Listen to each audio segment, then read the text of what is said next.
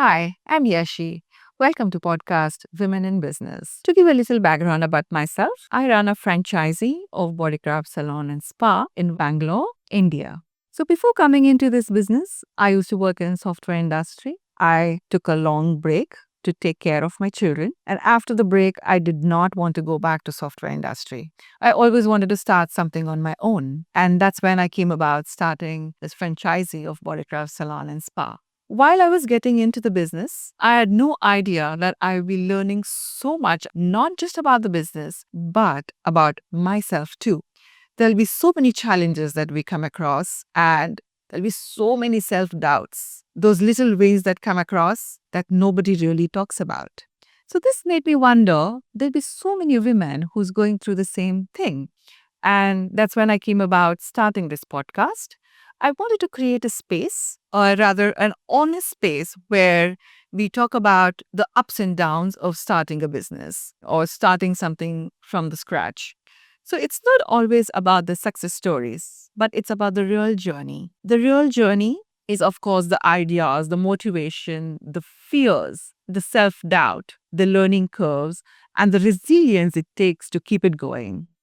So, in each episode, I sit down with women who are at different stages of their business journey. Some are just starting, and some are at it for a while. But whatever it is, they all have very important lessons to share with us.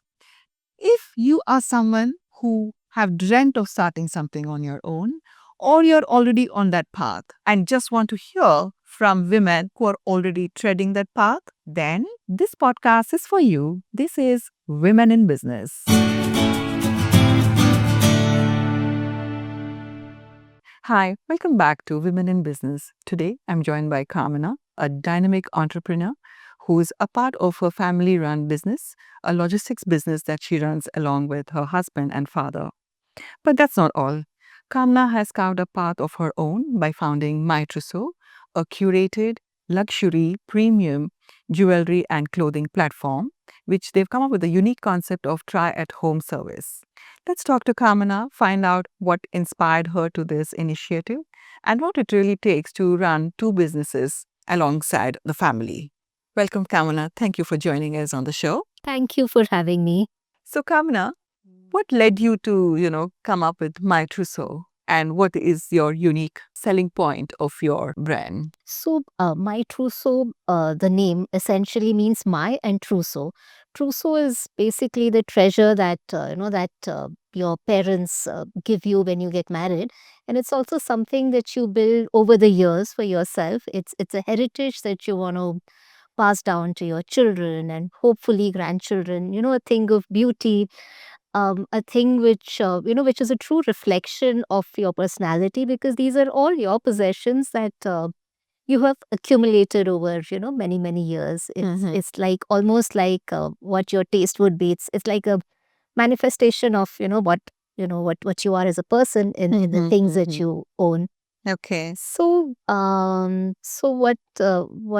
we thought of was that when we started My Trousseau was that India as a country is so full of many handicrafts, many beautiful things. Our karigars are the best in the world in terms of the garments that they make, as well as the jewelry that they make. And Trousseau essentially has more clothing and more jewelry, and of course other artifacts. So we also realized that when you belong to a certain part of the country, when you want to own and possess something from other parts of the country, beautiful things, it's not always possible for you unless you travel there yourself. So we wanted to simplify this. We wanted to make it easy for women to build their trousseau over the years with beautiful things from across the country, especially jewelry, and of course some saris or garments or other beautiful handcrafted things. Wow. Nice. So that's how- essentially the What concept. is this concept of try at home service? See, shopping in India is not a singular activity. Most people, when they go shopping, it's a celebration. They enjoy the whole process and they go with their family or friends. And the whole experience is very, very nice. But of late, in most of our metros, traffic has made things very, very difficult for us to step out. People have become very busy. Matching calendars is almost impossible, for you to match your calendar with your aunt or your mum or your, sister or friends. So we wanted to make this whole process very easy for people. So we thought that we will take the showroom to the lady's home, Okay. and we will curate a collection of products that Uh-huh. that she likes or wants, Uh-huh. and take it to her home and try and recreate as much of a showroom experience or a boutique experience as possible, Okay. so that you don't miss out on the experience, but you're also able to try out things along with your friends and family. So this is the concept. So you can do it as per your convenience, a time of your choice, late evenings, when other family members may be home, or on a weekend, a Sunday morning, Saturday evening, Okay. without worrying at all about traffic, and from the comfort of your home. So you're all very relaxed, and you have an enjoyable experience, and also land up possessing something beautiful at the end of it. Wow, wow. So this is a huge business, right? So how did you, was there any challenges in the beginning or even now? What are the challenges that you face? So we are still starting out. We just started recently. With the biggest challenge which luxury business faces in our country is lack of good real estate space. There aren't any good real estate spaces where luxury brands can, set up their boutiques or showrooms. Those spaces are very, very limited. So Okay. that infrastructure is a huge challenge that India currently faces and will continue to face for a few years till this is sorted. So that's a big challenge for all of us. So what do you mean by this? Especially because, what do you mean by this segment of luxury retail space that is? So, like for a city like Bangalore, Huh? we don't have a specific place where or enough number of such spaces where luxury brands of a certain style and look can all get together and open their boutiques. Such spaces are not there. Hmm. So that's a big challenge which Bangalore faces. Uh-huh. Delhi has some beautiful retail spaces. Okay. Bombay also faces a similar challenge, because all the brands have to be in the vicinity to create a certain look and to create a certain environment. Uh-huh. But it just doesn't exist in India. Oh, It's a big okay. challenge for all of us. Okay, okay. So when you're I wanted to know the challenges that you face. Like, how is it to go to the customers? How do you let the customers know that, we are in this niche market? Hmm. So it requires a lot of patience, obviously, and it's mainly through word of mouth and through direct targeting, because finally the luxury segment in India is very, very niche. There's less than 1% of Indian population which we would land up catering to, the gold collar workers, or, uh, the well-heeled. So it is a lot of customization and individual targeting. That's how we'll be targeting this segment. So it's not a carpet bombing, but it's actually customized offering for each person as per their taste, preferences, requirements. So before you approach a customer, you actually know what are their tastes and what do they want to look at. So because how do you curate those things? Correct. So, what we do is we do speak to the customer initially. We have stylists on board who've been trained in designing, so from, leading design institutes of the country. And we have a conversation with the customer to understand, her life stage, her needs, her aspirations. What does she use? What does she see herself using this piece as?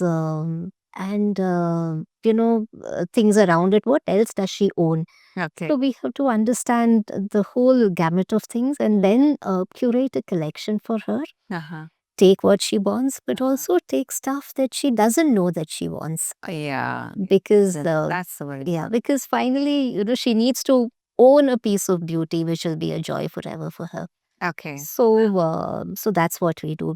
We understand what she needs, but also unstated desires are also hopefully we want to cater to those.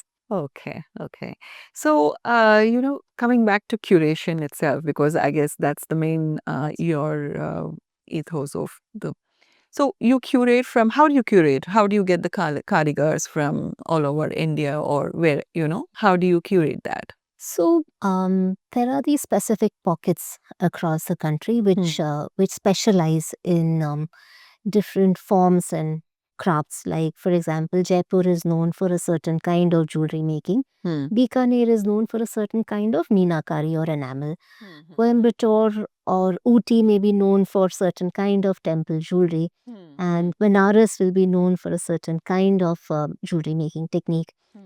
And the same is true for saris also, just like jewelry, saris also as a category, all of us know that there are these different, clusters Right, which are known for their craft, and they have been doing it for generation. It is a generational knowledge actually. right. And so based on on my background in jewelry, I am able to, source beautiful products because we know exactly where those karigars are, who are the ones who are, good at what type of work, Uh-huh. and get it for the customers. And yeah, it's a win-win for both, for the karigars as well as the customers, or for the designer brand who has made very, very beautiful differentiated design, but the designer is sitting in one part of the country but doesn't have access to the customers across the country. So, we bring both of them together. So that's essentially Wow. the platform. This is nice. This is nice. So, do you collaborate with any of the renowned designers? So right now we've collaborated with Amrapali Jewelry for their Kundan jewelry. Okay. With Sarika, she's a third generation designer from Bombay and GIA certified, and she makes beautiful natural diamond jewelry with South Sea pearls. And for saris, we've tied up with Tanera. We've also tied up with this specific set of weavers from Kanchipuram. Okay. Also tied up with this designer who does beautiful Lucknowi chikankari work. Um, so yeah, so we try and tie up with different people in each cluster and try and get newer things for customers. Every quarter, every month, there's a tie up with a different cluster, different kind of jewelry. Okay. Okay. So each month your collection changes. Correct. Each month our collection changes, and we try and get a different cluster, Okay. different kind of jewelry look. Okay. That's the idea. So, have you seen any cluster being more prominent, or people like that particular one, or especially say in South India, in Bangalore? Yeah. So in South India, there is a whole lot of South Indian jewelry, temple jewelry, etc. is there.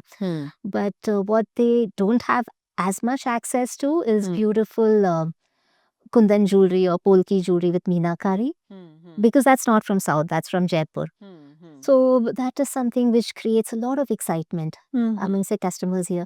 Okay. Also, diamond jewelry, which is not the typical South Indian kind of diamond jewelry, but different from another part of the country. Yes. That creates a lot of excitement in Bangalore, and that's the whole idea, to bring stuff from other parts of the country to this city. So we don't try and show the stuff which is readily available in Bangalore to the customers in Bangalore. There's no need to do that. Yeah, yeah. And You already have a lot of. yes, and even Lucknowi chikankari, which is from the north of India and not as exposed to in South India in Bangalore. It's very, very exciting to the customers here, because in summers everybody wants to wear these beautiful pastel shades and look pretty. So, Kamla, do you think your background with the logistics company helped you with this venture? Yes, tremendously. So I've been working in this in our company, which is Sequel Logistics, which does movement of high value material, which is diamond and jewelry and bullion and Lysa and shipments.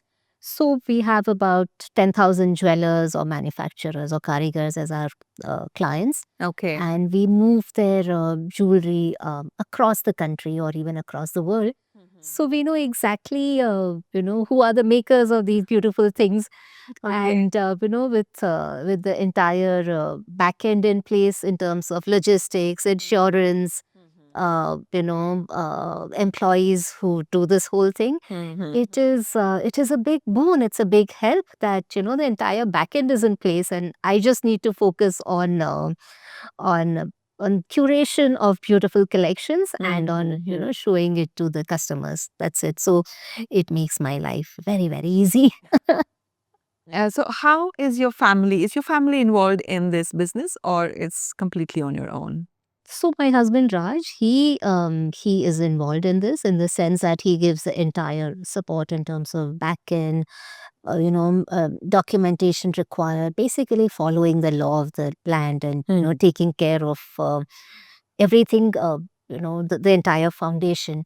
Because without that, we can't make the structure. Right. And you can't think of expanding across the country. It can't be a single city, single store operation. Yeah. So Raj takes care of all the hassles so that Okay. you So know, you are left with the creativity part. yes.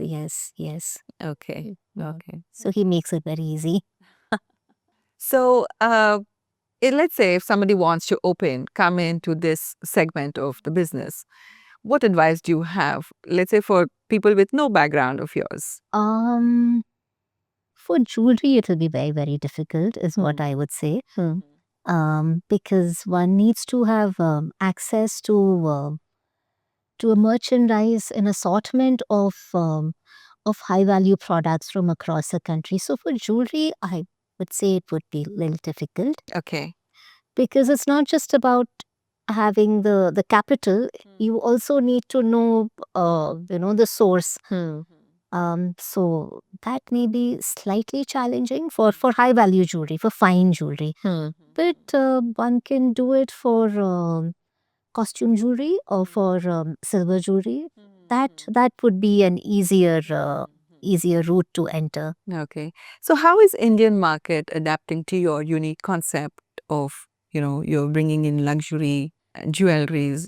So India has always had this thing with luxury. While the luxury brands have only entered in our country now, but all of us and across generations, we've always indulged in jewelry, which is actually a luxury category, and beautiful handcrafted woven saris. So that has been actually our indulgence in luxury. So the response as of now, up to now, has been, very, very exciting because women are all very excited with the fact that they can get beautiful products Right. in their own city Yeah. and, in a convenient manner. So that's what it is. But what I would also like to say is that we've still not seen enough of luxury brands entering our country. And even if they've entered, it's only been in cities like Bombay and Delhi. But the consumers don't just stop in Bombay or Delhi. Why should we have to travel all the way to these cities when there is tremendous potential and scope in the rest of the country? So we would also like to bring a lot of international brands in terms of accessories to our country and to the other parts of the country, not just the Bombays and Delhis, Okay. but to the rest of the country, and starting with South India specifically. Okay. Because there are a lot of brands, which are there across the world, which make beautiful products. We must have access to it. So where do you have a store or you're only online or how do you? As of now, we are only online for for discovery, but we do a lot of pop-ups. So every month we do a pop-up. We're going to come up with a store in Bangalore in the near future. And then we want to expand to the rest of South India. So Hyderabad, Coimbatore, Chennai, and the smaller cities like Mysore, Vijayawada, Vizag, Guntur, Salem. So we want to first spread across South India Okay. because we feel that there's tremendous potential here, and then take it on to the rest of the country. Oh, very nice. So can you tell us about any a customer feedback that you felt, okay, this is good that what I'm doing? So we've always received a tremendous, positive response. But there's this one instance which I felt that what we are doing is worth it. So for one of our pop-ups in Indranagar, this one very sweet lady walked in with her daughter-in-law, and both of them were very very sweet. And the lady wanted to just buy something to wear for kitty parties, etc. But then she wouldn't buy anything without showing it to her husband. Okay. So while she selected the piece, we took that as well as a little more of an assortment to her home, which was quite far. Okay. We made her wear it, and then she could show it to her husband, because she wouldn't buy anything without her husband's permission, although the husband would say just go ahead and buy Right. whatever you want. But that's how women of a certain age are. So and she had a knee issue. She couldn't walk too much, and there was no way that she could have gone out shopping again. So when we took this home for her, she was truly delighted that she could indulge herself, Okay. and she was able to show it to her husband and then buy, despite the fact that she was in a lot of physical discomfort, and her daughter-in-law was there with her to help her select stuff, and her son was around, grandchildren were around. Okay. So she was in her comfortable, safe space, and yet she was able to indulge. So that was So I think that's exactly sure what this was built on, Yeah. right? You built this for that correct. situation. Correct. Yeah.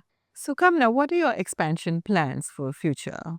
So we want to, in terms of physical space, we want to start off quickly in Bangalore, a retail space, a nice boutique, and then expand it to Hyderabad, Chennai, Coimbatore, and other parts of South India, the smaller cities like Vijayawada, Vizag, Mysore, Salem, etc. So this is our plan. Initially, we want to expand to South India very very quickly over the next 3 years, Okay. and then go to the other parts of the country. But we want to stay away from the Bombays and Delhis, and we want to go to Pune and Indore and Lucknow and Nagpur and Ahmedabad. Okay. So so that's a plan in terms of retail expansion, and in terms of categories, we want to focus on jewelry. And in jewelry, we want to focus on fine jewelry, whether made with natural diamonds or lab grown diamonds, and kundan and polki. And also have a lot of collaborations with clusters for saris. We want to bring it and do this pollination from across the country, bring the clusters from north to the south, from the south to the north. And yeah, that's a plan in terms of categories. And we also want to introduce category accessories. So bags, which will be either from Indian designers or from international brands. Very nice.